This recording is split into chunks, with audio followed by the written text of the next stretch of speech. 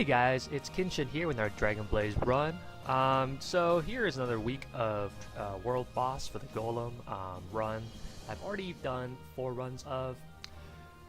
My max score was 799 million, which is actually almost doubled than from what I had last week. Now, well, almost doubled. I'm still a little far off, but the score increase for me is quite significant, from 476 million. I actually used my priest a couple of times to amplify the damage, so that it wouldn't, so that I would maximize the damage of my team rather than just using my warrior.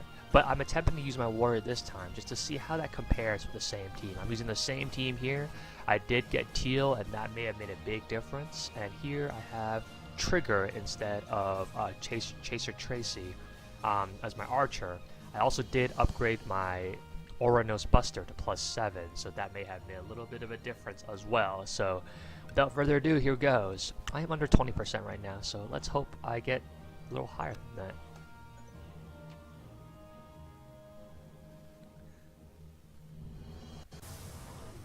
And here we go.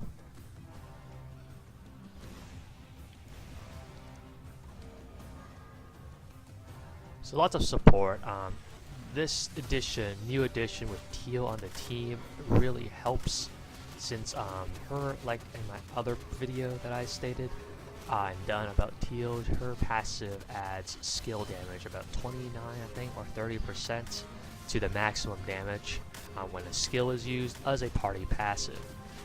This works really well with any DPS that does large amounts of damage in skill. Added on with Falcon, regular damage, normal attack is increased 100%, so that really kicks up the maximum damage of the notch.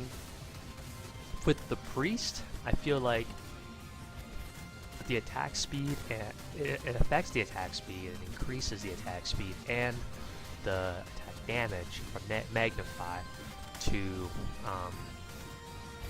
increase the team's damage. And also with the priest, you can debuff, well, not debuff, dispel any debuffs that your team may have, such as, for example, stun here. This could cost you about 1 or 2 seconds of DPS, especially if it's done on your main DPS, Oranos in my case. That could have an effect.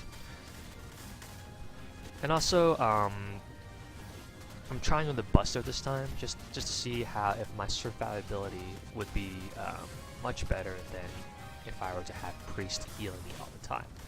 I do have Blackaria for heals already, but usually that doesn't last very long. I really just depend on Kaimel's Blue Barrier and also Dragon Buster Omega's invincibility.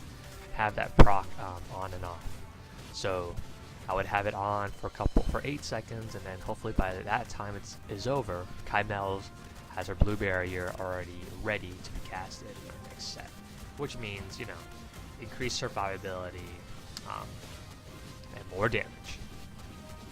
So far so good. I'm doing pretty well. 400 million at this point, and almost beat my previous score with a warrior last time. I think it was 476 million. So as you can see, guys, having that teal in your party is very important. The reason why is just that skill damage increase for your whole team is just of utmost importance. That 30% really maximizes your score in this case. So if you have one awakened deity that you want to focus on, at least ultimating, you want to get teal. And you can of course get that through the attendance awards, through hero selectors at the end of the second week or the end of the month, where you get 2 hero selectors. So I just passed my score from last week, and that's really good. That teal is making a difference. So the main question is, can I beat my priest score? My pre-score 799 million. It doesn't look like I'm doing too bad if Kaimel will just proc her barrier right now. Or invincibility, that's cool too. And that probably is because of due to the silence that the golem does, and she can't use any of her skills. And even then, it seems like the golem's disables a barrier as well. I can't tell. Invincibility, and then the barrier. Okay, so we're still in the game. All right, I feel like we're doing good still.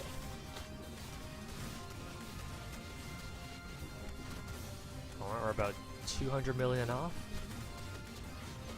Come on, guys. You can do a little better than that.